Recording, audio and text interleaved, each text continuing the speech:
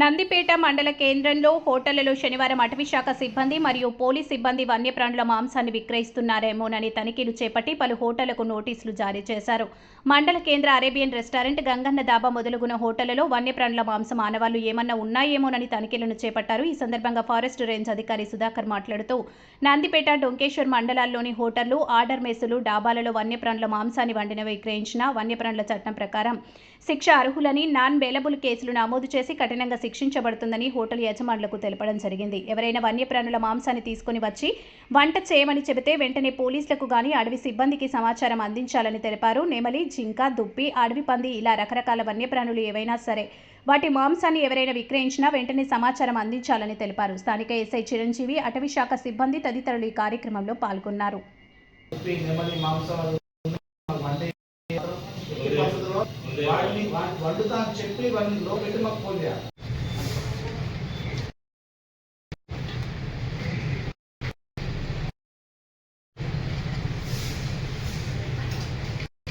ఇవాళ మేము పోలీస్ సిబ్బంది మరియు అటవీ శాఖ సిబ్బంది అంతా కలిసి కూడా మేము హోటల్స్ పైన రైడ్ చేయడం జరిగింది. మాకు స్థానికంగా ఉన్న ఎస్ఐ గారు కూడా మాతో పాటు ఇప్పుడు రైడింగ్లో పాల్గొని అక్కడ హోటల్ యజమానులకు, దాబా నిర్వాహకులు అందరూ కలిసి కూడా మేము స్ట్రిక్ట్గా వార్నింగ్ చేసింది ఏంటంటే ఏ వన్యప్రాణికి సంబంధించినటువంటి మీట్, మాంసం కూడా ఎట్టి పరిస్థితుల్లో వండకూడదు. ఒకవేళ వండినట్టయితే అటవీ చట్టం ప్రకారము, వన్యప్రాణుల సంరక్షణ చట్టం 1972 ప్రకారము వాళ్ళపై నాన్ బెయిలబుల్ కేసులు నమోదు చేసి సుమారుగా 7 సంవత్సరాల పాటు జైలు శిక్ష విధించాల్సి వస్తుందని చెప్పేసి హెచ్చరించడం జరిగింది.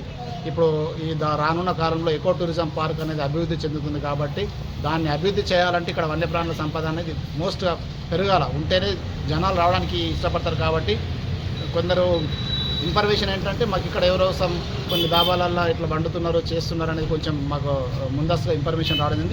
దాన్ని అలర్ట్ చేయడానికే ఈ విధంగా మేము పోలీస్ సిబ్బందితో కలిసి మేము రైడ్ చేసినాము. వాళ్ళందరికీ నోటీసులు ఇస్తున్నాము.